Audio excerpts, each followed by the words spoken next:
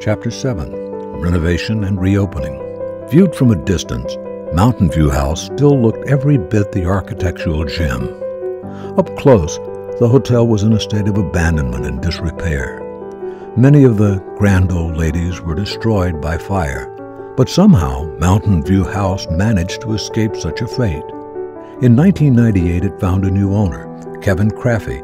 A contractor from Duxbury, Massachusetts, was searching the real estate ads for a vacation home when one advert caught his eye. It read, "Handyman Special, wrap yourself in colonial revival architecture while enjoying spectacular mountain vistas." Situated on 360 acres of pristine wilderness, Grandam, New Hampshire Inn, featuring 200-plus bedrooms, conference facilities, 9-hole golf course, and more, needs TLC, priced to sell at $1.3 million. Upon visiting, Craffey became enchanted by the hotel's potential and purchased the property in December 1998. The history of the resort intrigued him, and he began what would turn into a 4-year campaign to bring back the splendor of the golden days to Mountain View House. Craffey's first hurdle was to find funding for the project. Banks refused to provide loans to renovate what they considered an outdated destination resort. The New Hampshire Constitution forbid a tax waiver on the property whilst it was under reconstruction. However, Mr. Craffey was undeterred and paid a visit to state lawmakers in Concord. By the spring of 1999, he had won a constitutional amendment granting Mountain View House a tax waiver. The Department of Resources and Economic Development also awarded $1 million in combined loans and grants.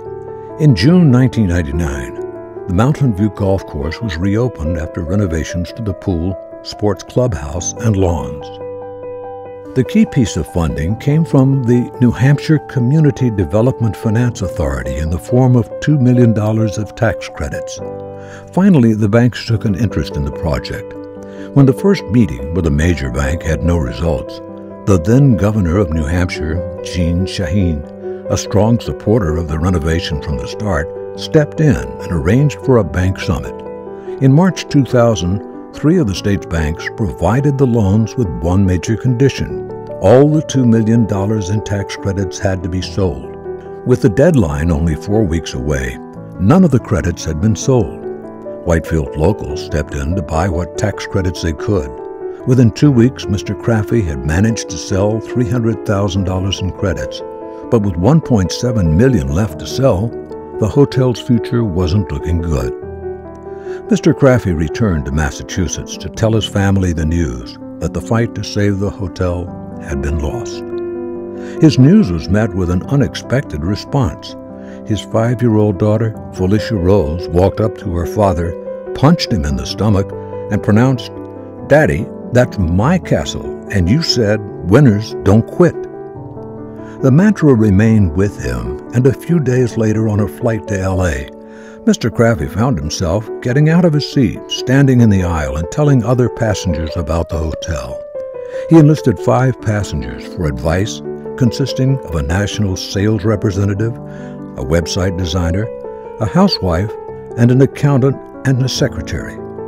Before the flight touched down, they took a vote that Mr. Craffey promised to honor the outcome of. Only hours after arriving in L.A., Mr. Craffey found himself flying back to Whitefield Airport. The vote had passed in favor of returning to the hotel 3-2. However, he still had to sell the tax credits. In a final hour effort, Craffey called National Gypsum Drywall, and as fate would have it, the sales manager, named Mo Dykard, picked up the phone. He was not only impressed with Craffey's plans, but he knew the hotel. In years past, he had been the golf pro at a local Bethlehem golf course and had played the course at Mountain View House, setting the course record. Within days, National Gypsum bought up the remaining tax credits. The first person Craffey called to tell the good news to was his daughter.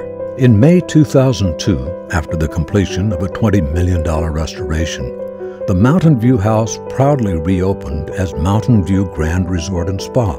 In the course of the renovation, 937 windows were removed, and 5,622 panes of glass were reglazed, sanded, and painted. 7 layers of wallpaper were stripped away, totaling 2,520,000 square feet, the equivalent of 62 football fields, and 78 miles of the 135-year-old exterior cedar siding was restored and repainted to the original colonial yellow.